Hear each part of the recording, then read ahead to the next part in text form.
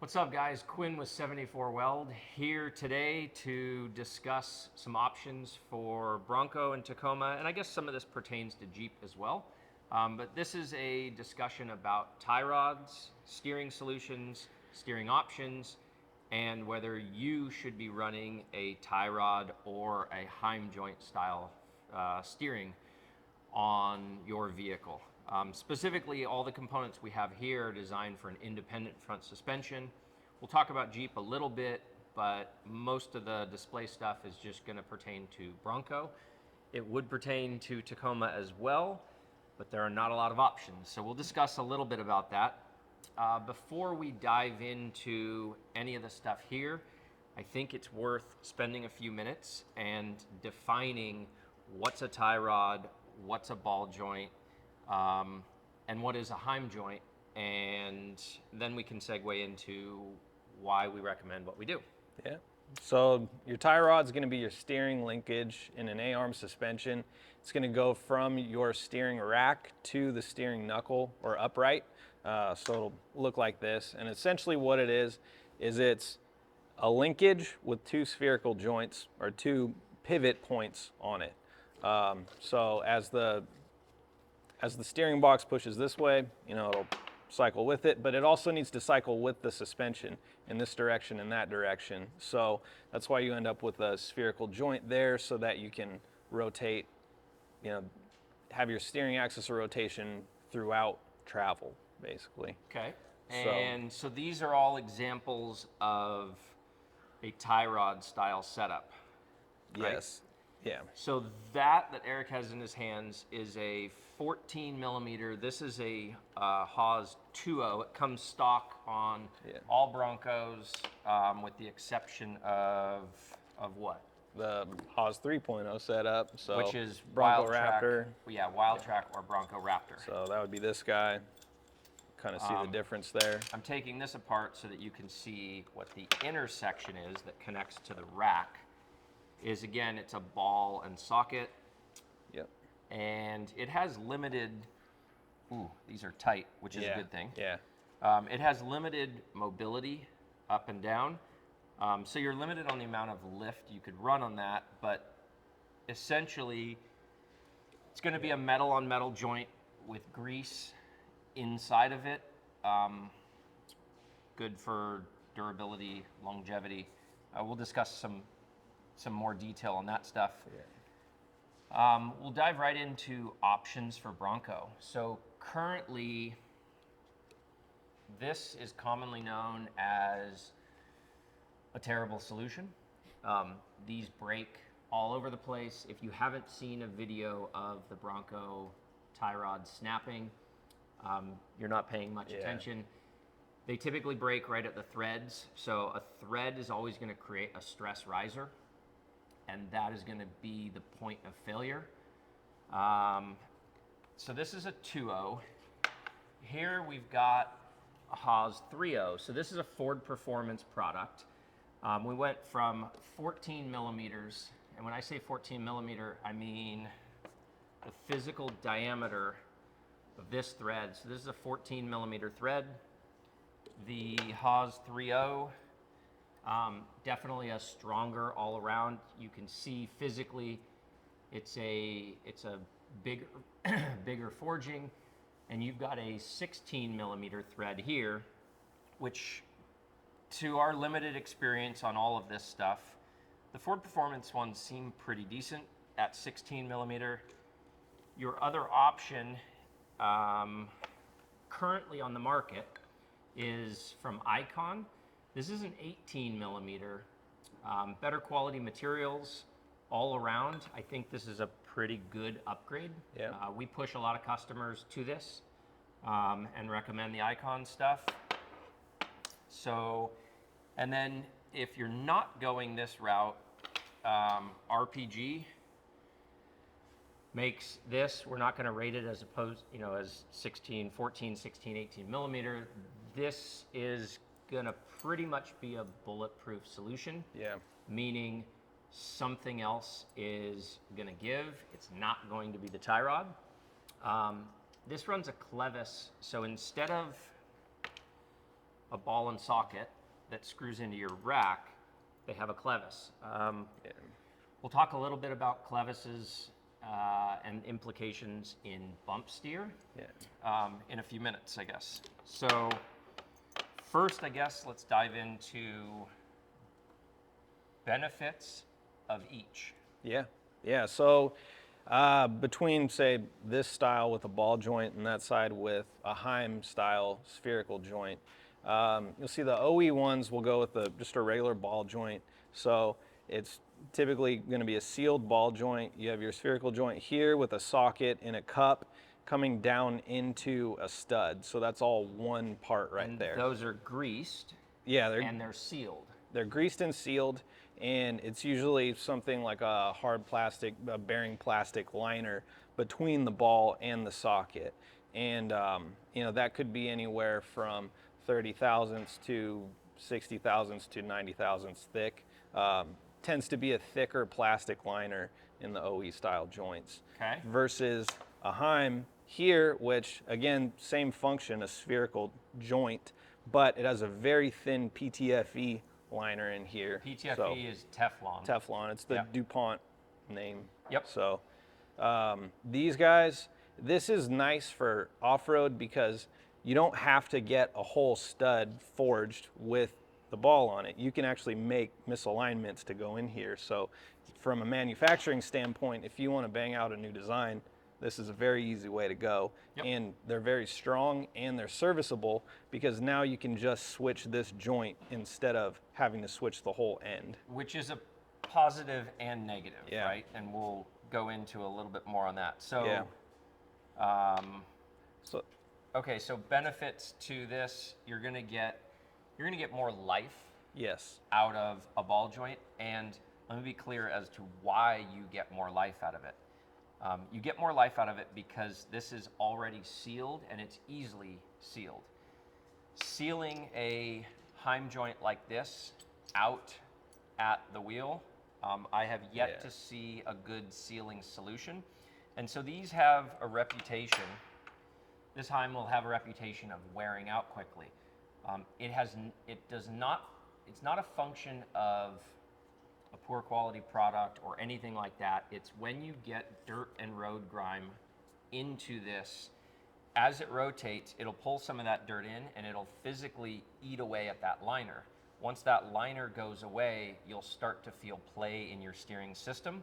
So this is commonly used on race cars. Race cars don't run ball joints on any of their steering components because a Heim joint is significantly stronger for a load rating, but they do wear out. And keep in mind that when race cars go out and race, they will typically race on Heims one time, take them all off, throw them away, and put all brand new ones on. So just because it's good for race doesn't necessarily mean it's good for a standard daily driven application, especially if you run in areas where they salt the roads or a lot of off-road. You won't get longevity out of these. They're extremely strong, but once that liner starts to wear out, you'll start to feel a little play in your steering system. And when you go to replace that, now you have to realign your whole vehicle. So we do still recommend these for certain applications, but we'll cover that in a little. Yeah. So single shear versus double shear. So that's another Heim related. So Heim joints, because they have a hole in them, they allow you to run misalignments. In a traditional race application, you'll almost always see these in double shear. And what we mean by that is there's some type of plate for bracing above and below, and a bolt goes through the entire thing. We are offering double shear or single shear on all of our portals so that if you decide you want to run a Heim for steering, you can index in and bolt on our double shear setup and run a Heim in true double shear. If you're doing mostly road applications, and I'll tell you that on my Bronco, I'm going to run 38s. I'm going to run Ford Performance tie rods, and I'm going to run that in single shear because I plan on slowly getting into running harder trails with it, and part of the reason I'm doing that is just for testing purposes. I get a lot of questions about the Ford Performance tie rods, and I'll be honest, I think they're pretty good. I don't know where the limits are, and part of my reasoning for running them is I kind of want to find out, are they really strong enough so that when I make a recommendation, it's actually an educated one. There's not a ton of vehicles that have them. Like I said, 23 and newer Wild Tracks come with Ford Performance tie rods, and so do the Bronco Raptors. A Bronco Raptor tie rod will not fit on a standard Bronco. It is a physically different taper out at the connection side. So even though the Bronco Raptor is 3 inches wider, you cannot put a Bronco Raptor tie rod on a long travel kit. It may fit, it will not properly seat, and you'll end up with a failure. Don't try to do it. Yeah. So cons, talk about Yeah. what's the downfall of each setup. Yeah. So, kind of as Quinn already mentioned, for Heims, for some kind of uniball setup, when it's not sealed, it's going to wear out a lot quicker. Yep. Be like you said, salted rows. Corrosion's going to get in there. This will, once it starts to wear out, you'll be able to click this back and forth in there, and You'll end up feeling that Yeah. in the steering. Yeah, you'll feel it. Or talking about Jeeps earlier, that's where you start to get things like death wobble, all that fun The stuff. dreaded death wobble. Yeah. So, but, for Heims, again, aftermarket, you get a much larger spherical joint, so it's going to be stronger for those, bigger tires, heavy applications. That kind of plays into the con of a ball joint style, which is that to take the 2.0, 3.0 ones, they're spec'd for what the Ford engineers intended this vehicle to be. So once you start putting on larger tires, it's going to kind of be a little bit too much for these, and so then they end up wearing out due to excessive loads, as opposed to they're sealed, so you're not getting all the crap in there that wears out the liner. Yeah. So. And we're showing you 3 options. Two options. I don't even consider this an option. If you buy our Stage 2 steering rack, we physically don't allow you to run this tie rod. The boot diameter on the end of this is actually smaller diameter than the 3.0. If you buy our Stage 2 rack, you have to upgrade to the larger boot diameter, and so you're not running these. And we really did that because if you're going to upgrade steering rack, this is already your weak link. There's no point in adding a steering rack and keeping the same weak link in the steering system. Yeah. So you will have to upgrade to either Ford Performance, Icon, or you could step up to like an RPG. There will be a couple new steering solutions coming out in 2024 that I'm pretty excited about. Rock crawler suspension. Jeremy has shown me some concepts that he's working on for a whole new steering setup that I think is going to be really cool. I'd keep an eye on them. I don't know when that's going to be released. The other one is Steer Smart. The parent company of Steer Smart's been around for over 100 years. They make a lot of stuff for different OEMs. And Steer Smart is known in the Jeep industry. They build a really good, solid tie rod and drag length for Jeeps. That's what I run on my 22 392 Wrangler. You just don't see failures on those. Yeah. And most Jeep guys, I would say, stick with tie rods. Yeah. Because of longevity, and if you build it stout enough, I mean, you see guys in Broncos with broken steering all the time. Yeah. It's kind of a non-issue for Jeeps because they automatically just upgrade to beefier tie rod setups and don't have failures. But if you move down to, say, an RPG setup, you might not get longevity out of this. You absolutely are getting strength out of this setup. Yeah, and serviceability too, because if it does wear out, you replace this part or that part, versus Yeah. ball joint, you have to replace this entire forging. Right. So,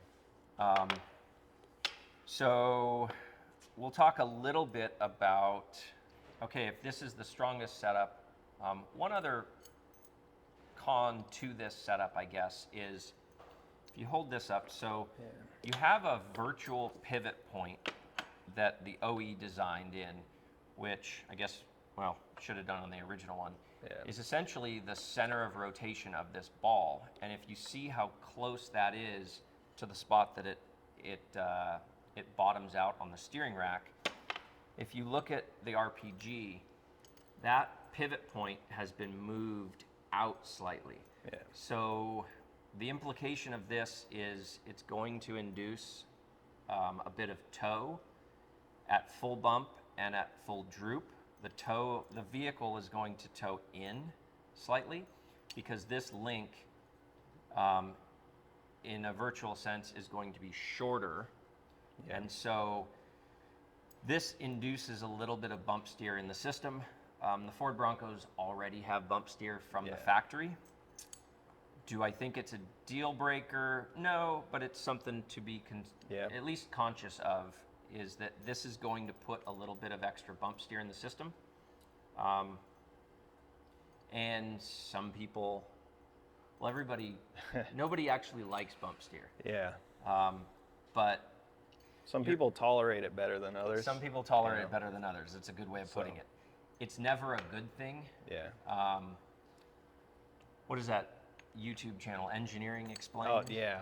Yeah. You want to learn about bump steer, it's definitely a topic I think that's worth diving into and understanding what causes it. Yeah. But I talked about it in another video. I had a friend in the Pacific Northwest that was running this setup on our with our replacement housing and hit a tree at 25 miles an hour, dead stopped the vehicle, nothing on the steering broke. Yeah.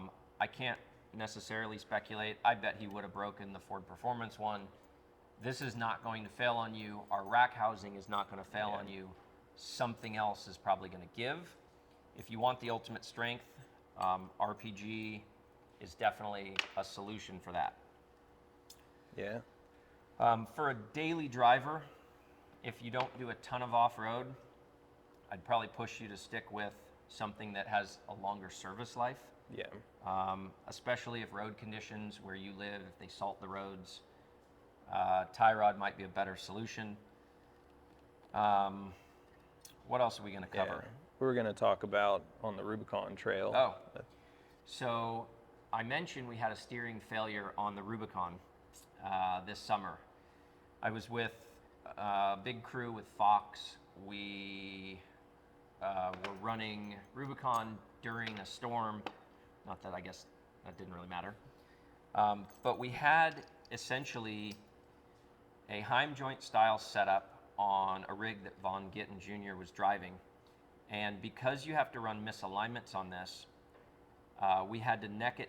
You have to neck down to be able to accommodate the misalignment. Yeah. And the bolt that they were running was essentially a 3/8 bolt. But they needed to do that because of that hole. Then you have a misalignment that goes through and that reduces, and then you still have the taper of that. So you ended up with a pretty small diameter bolt. And so that failed. And luckily, they were prepared. They had extra bolts. We swapped that out. It took about 10 minutes. If you're going to run a Heim setup that runs a misalignment and you go down to a smaller diameter bolt, it's probably a good idea to carry spares. Now, what we're going to do on our portal setup is we allow you, if you're going to run this style setup, you want to notify us and you want to get our double shear kit. So instead of running a 3/8 bolt, you'll be able to step up to a 5/8 bolt in double shear, and It's beefy. it's beefy. It's commonly a 5/8 bolt is used. Well, we run 5/8 bolts all the time on race cars. It's strong. It's not going to be the fail point. Something else is. But being able to put that in true double shear big. is a huge added advantage. And that's something we're offering on the Tacoma and Bronco. And any independent suspension platform that we develop around, we're going to give you the ability to put a Heim in double shear if you run these. On the Toyota market, it's kind of interesting. Yeah. When I got into the Toyota stuff, I looked around and said, well, who makes a good aftermarket tie rod for Tacomas? And the answer was nobody. And I was a little shocked that 20 years and nobody had developed a good quality aftermarket tie rod when Bronco is not nearly as big a market, and you already have Icon coming out with these. Yeah. So I contacted the guys at Steer Smart. They are developing a tie rod, a beefy tie rod for the Tacoma. Icon, if you're listening to this, make this same tie rod fit a Tacoma. That'd be sweet. It would be great. I initially thought I was going to have to forge our own, and didn't want to do that. But sometimes, if nobody makes a solution, you're stuck making it yourself. Thankfully, Steer Smart contacted me and said, "No, we're going to make one." Great. We don't want to make the part if we don't have to. So there will be options coming out for Tacoma, probably late 2024. But we kind of want to just give a rundown of overview and the differences. Yeah. I guess we can talk about a little bit more of applications. These are all spherical joints, is the technical term for them. This is known as a uniball, this is known as a Heim, but functionality of them is essentially the same. You have an inner race, you have a Teflon liner, and sometimes they make liners out of different materials. Yeah. Teflon's just a very common one. And then you have an outer race. Depending on applications, a lot of times these races can be a heat-treated 4130, 4340, 52100 is really common. 52100 is a bearing material, but the important part on all of this stuff is that it's a material that can be hardened. So you want these to be very hard surfaces so that as they, let's say it spits the liner, your metal on metal, those metals need to be very hard to resist galling. Yeah. So both of these are going to be heat treated alloys. And these would be too, right? Yeah, they would be as well. And I mean, I think it's also worth noting when you look at a steering link, when you're looking at failure modes, typically you're going to have the spherical joint will wear out but not fail. The linkage will be what breaks in a catastrophic event, typically. Yeah, so, and how do you tell if it's worn out? So, I mean, it depends on the linkage, but like for a tie rod, you can wiggle the knuckle back and forth. So, for most of your steering linkages, if you just have a vehicle on the ground and you have someone clock the wheel back and forth, you'll be able to get under there and put 2 fingers on each joint and feel the play between them. Yep. So a lot of times, if you're looking for noises and stuff, you can stick a screwdriver straight to it and listen to the end of the screwdriver. It sounds weird, but it does work. Yeah. The one thing for steering joints is that you're going to find you don't have a joint with play in it, whereas something like an A-arm or control arm, you have other options like bushings, which will have play. Or rubber. Or rubber, so the OEs will all use rubber on the chassis side to dampen vibration, to isolate road noise and road vibrations from the vehicle. Yeah. Steering doesn't do that because you're putting so much load through it. You'd physically move the wheel, and the tires would still stay stationary for a period of time as that joint moves side to side. You don't want that because that could lead to all kinds of problems. So you definitely want to stick with a rigid joint. Yes. It's just, is this a better solution for you, or is that? Yeah. Ultimately, it's your call. If you trailer everywhere, and you don't put a lot of miles on it, and you want the absolute strongest, absolutely. Yeah. If you do a lot of driving on the road, or you live in rough conditions where there's a lot of road grime, etc., you're going to get a lot more life out of something like this. Yep. So, like everything and all of these videos that we make, our goal is to provide a little bit of insight, a little bit of education, and give you the tools needed so that you can make a decision as to what's best for you. So, if you made it this far, do both of us as a solid and subscribe to our YouTube channel.